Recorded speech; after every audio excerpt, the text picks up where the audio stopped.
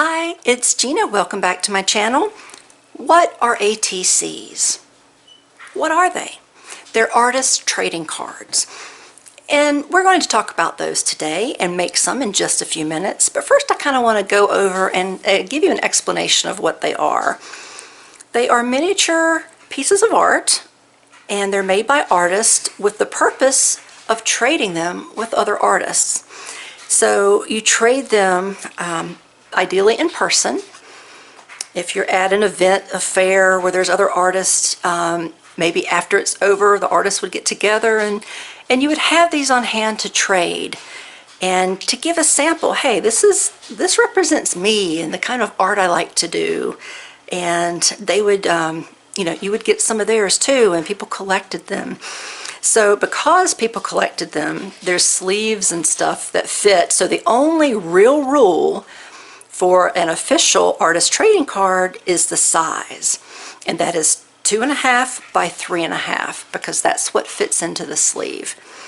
So if you're going to go to an official artist trading card event, then like a swap, then you will want to make sure that you adhere to that 2.5 by 3.5 inch size for your art, so everybody's will be the same size. Now, what kind of art do you put on it? It doesn't matter. The size is the only rule. You put on it whatever reflects you and your kind of art. This has lots of different elements because this was kind of a mixed media collection, but it doesn't have to be. You could just do a quick little painting on one, or maybe you like to doodle in pen, and so you'll do you'll doodle. Now, what it normally is, it's not really a rule, but like if you can see with these, they're all made at the same time, and they're all very similar, but not exact. So you can see they all were made from the same base, and they all contain basically the same sort of element, right? They all have a piece of cheesecloth that's been dyed. They all have a flower in this, as the main focus. They all have wooden element that's colored to match, the overall coloring of that particular card, to match the flower.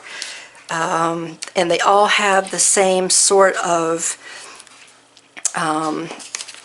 words that came from the same stickers or whatever. So they're all similar. They're not exact, right? They're not all exactly the same, but you can tell they're very similar to each other.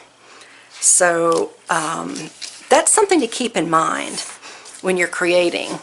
So even if you're just drawing, it doesn't have to be the same drawing or doodle or whatever it is, whatever kind of art you like to do, but it should be similar. So the same type of drawing or the same general colors maybe from one painting to another. Or if you're painting flowers on one, then they would all be flowers, but maybe not the same kind of flower, or maybe not in the same positioning, but it's close enough to where they look related. So that's just kind of a snapshot of what an artist trading card is. So I thought we would make a few today. Oh, before we do, like I said, that size is the official size, but if you're just doing it for fun, and maybe if you made a piece of art for someone, or somebody might have wanted to buy your artwork, then maybe you want to throw one in just as a little thank you, then you could certainly do that. And it doesn't have to be the specific size. You can do it whatever size you want. I don't know how many of you saw this video where I created these tags, but this was done in a very similar way. As you can tell, it kind of followed the ATC, the artist trading card rules, in that, I guess there's not real rules, but the genre, I guess you could say. So the backgrounds were done similarly. They have the same coloring. They're done with basically the same elements, but maybe different colors. So, but you see how you can tell they kind of go together. So that's just another example. So we are going to make some ATCs today. And I'll probably make these again. We'll do other videos as well. If you're like me, you don't have just one type of art that you like. You have a lot of different types of art that you like to play around with. So I like to do different kinds. What kind will I make today? That's a good question.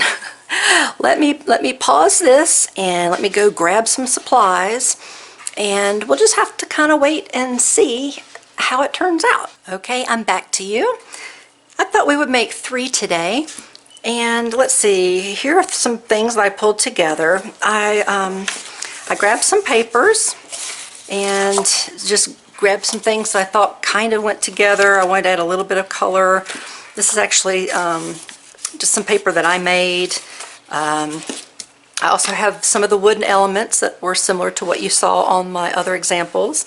I grabbed some lace, some inks, some buttons, strips of burlap, some washi tape, and that's all I kind of grabbed for now, but I'll need some type of glue, probably a glue stick and some other form of glue. Should probably plug in my hot glue gun. And I don't know, let's see where we go. Let's get started. This part probably will be fast forwarded as I create, and then I will come back to you at the end.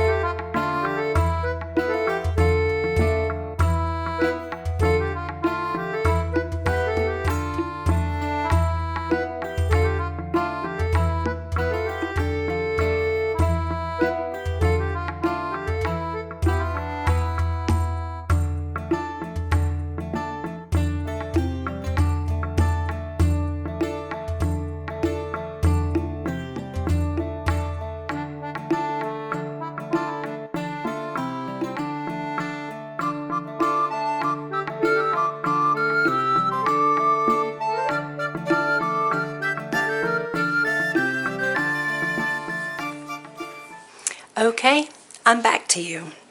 What do you think?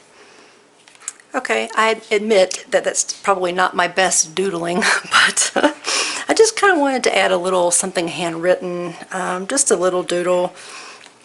I don't know why my hand seemed shaky. I don't know. I was struggling, but still, I really like how it turned out. That was unexpected. I had no idea where I was going to go with it, but it's simple. These aren't supposed to be super complicated.